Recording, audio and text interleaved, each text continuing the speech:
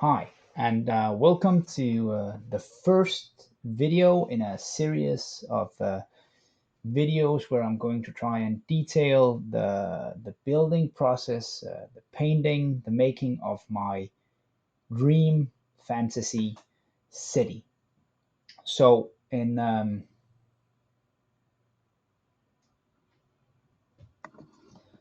plan is to showcase this city that I'm building and talk a bit about the the various pieces and ideas I have for doing this project.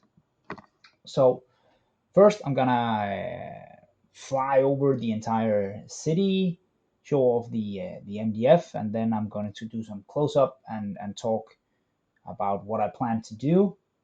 And then in the next video and the videos after that, we're going to go into more details on how I upgrade this MDF. I'm going to try out a lot of techniques and stuff that I haven't been doing before when making MDF.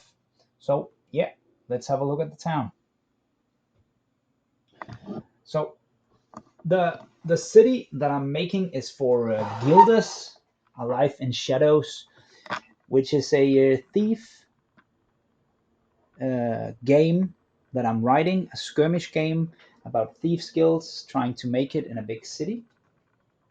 This setup right here is a 3 by 3 feet map that I've covered. The walls at the edges here are just at the edge of the map, so it's slightly bigger than 3 by 3.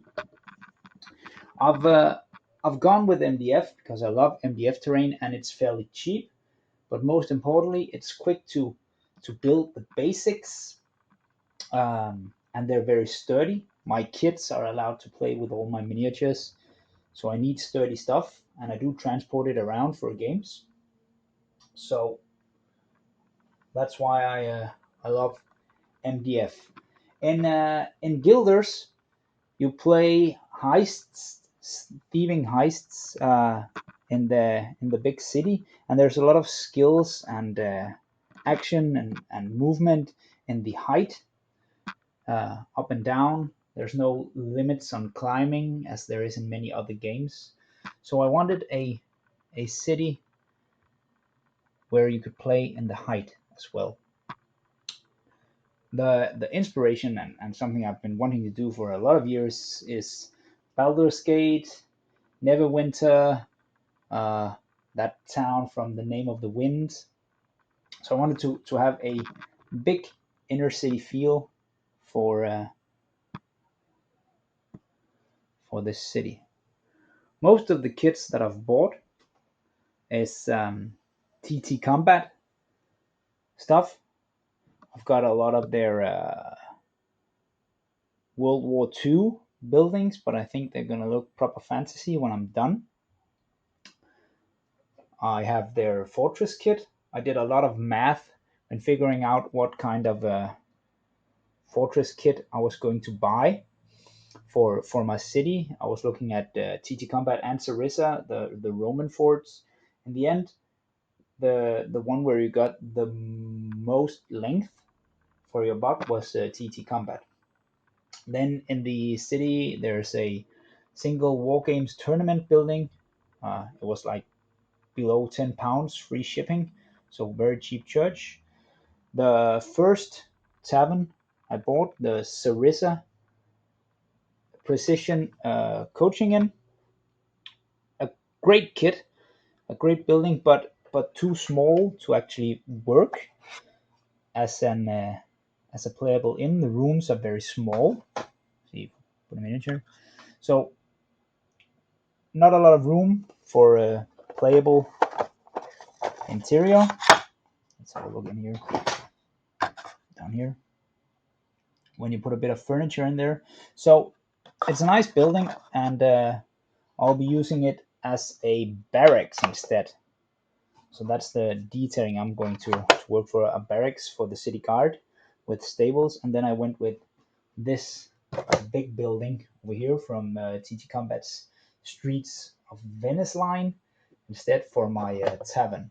One of the scenarios in Guilders is a tavern brawl, where the guilds try to sneak into a tavern and rob some noble families in there. We also needed a bell tower, and I've been eyeing this huge 70 centimeter high Streets of Venice towers for years, but I haven't had a reason to buy it. So I bought this to function as a huge uh, bell tower. The dream, of course, is to make a city that's full of life. So paint up all my Mantic Games terrain crate stuff, all my Dunkeldorf miniatures. I've backed the Fantasy Series 1 and 2 from Blacklist for a ton of civilians. I got some Dungeons and Laces stuff coming. Uh, Dungeons and Laces, the Kickstarter with a ton of RPG miniatures. So the dream is to have this painted up and a lot of scattered terrain to make a very big living city. Uh, One of the things that I'm aiming for with the Guilders, a life in shadows, is I want a living, breathing kind of vibe when you're playing the game. A lot of the games that we've been playing has been missing some RPG elements, and I haven't played tabletop RPGs in a lot of years. But I do a lot of skirmish gaming, and it's all just missing just a bit. So what I want to create with Guilders is a game where there is civilians moving around with a simple AI and guards that you have to avoid, and you can interact with the terrain. And for that, I needed a big city.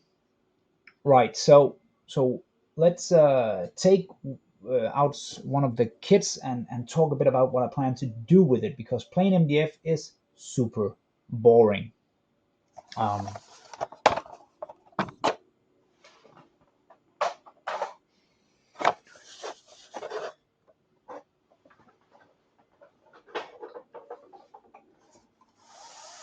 let's see.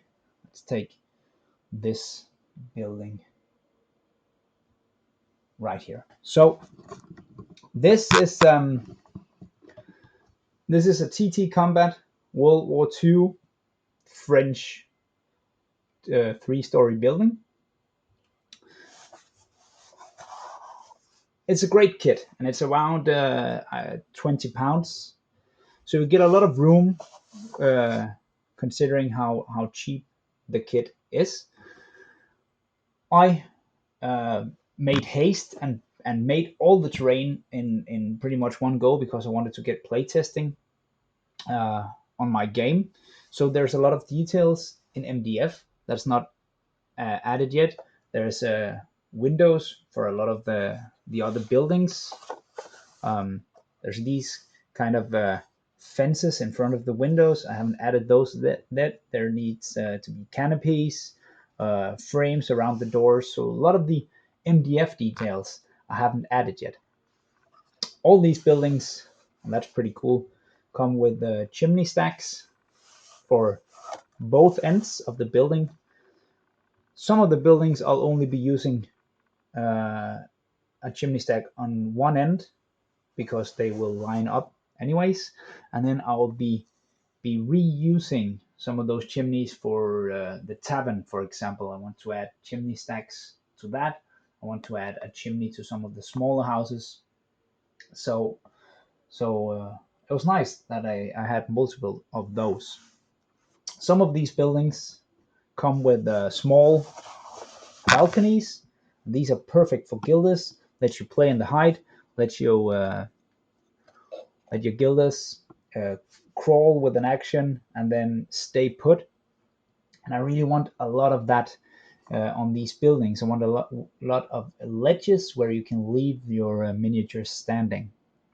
I bought the Streets of Venice balcony set. I thought I would get three balconies. It's a very cheap, like £3 set, and it actually comes with nine balconies. So that gave me plenty of balconies to add to a lot of the buildings around the city, and I've made sure to put them, not on top of each other for more playability. So a building like this is pretty boring, and I have a lot of MDF for my modern games and my post-apocalyptic games. And in there, it's not a big problem. I usually just base coat them with gray, for example, and the MDF will soak up a lot of the paint, adding kind of a weathered concrete feel. But it's still a flat surface, and that is not going to work on a fantasy city. So first thing first, on the lower story in the entire city, I'm going to cut out a lot of small cardboard pieces to add brickwork on the walls. Let me just get an example here that I've made earlier. So here earlier I've built a guard tower, and here I've only added a few bricks here and there and then a dry brush to add a bit of texture on a flat MDF wall. So I'm gonna add a lot more of that on these buildings. Then on the second story, I'm going to add some popsicle sticks, cut it out, and make some timber framing, and then go for Tudor style houses. So I want to add some timber framing all around, should be pretty quick, and then make some kind of a paste.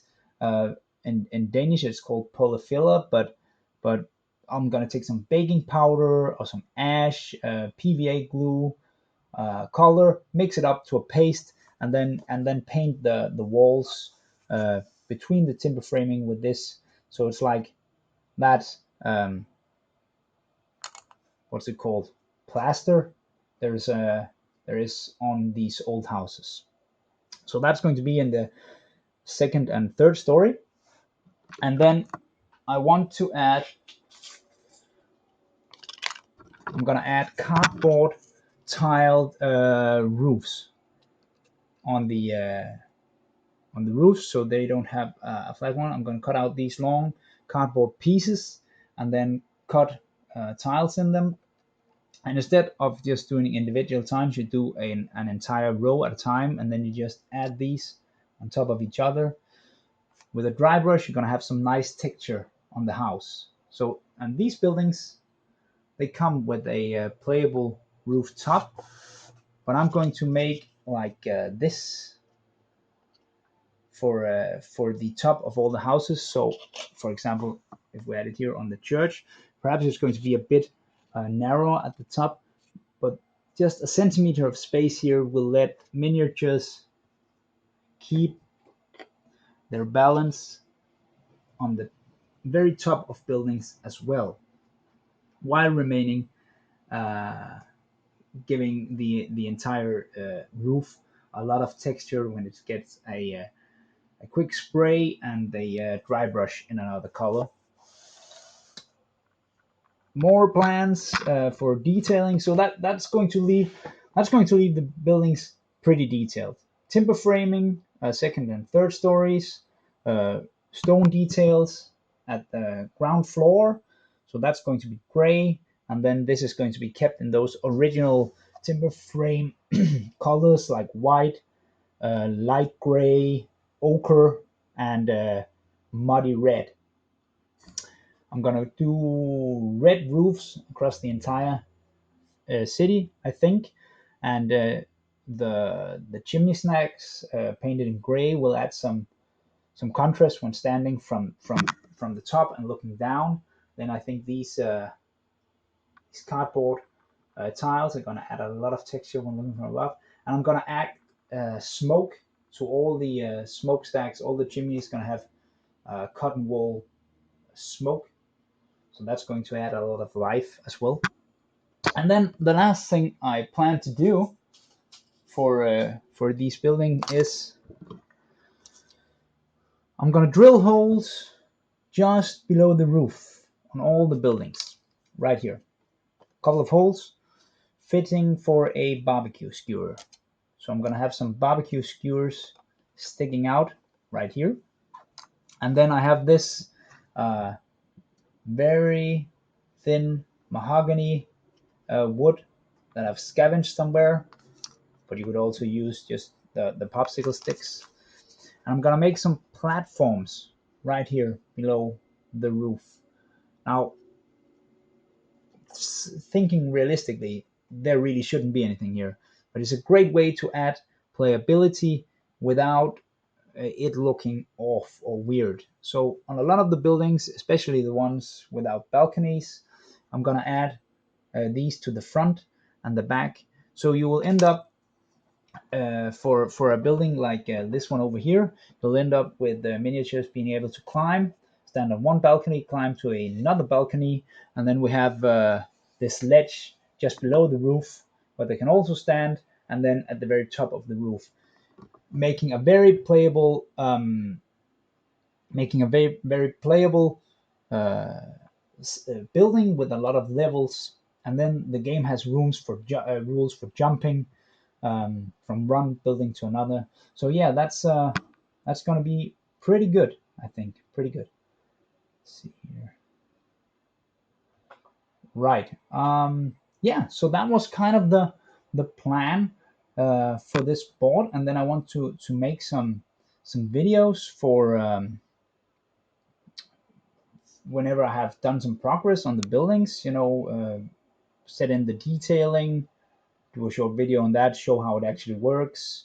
Do another video when I've done painting the stuff. Um, I think it's gonna be pretty good. Lots of work, but I've finished painting the first couple of miniatures, and it's now time to get on to the terrain.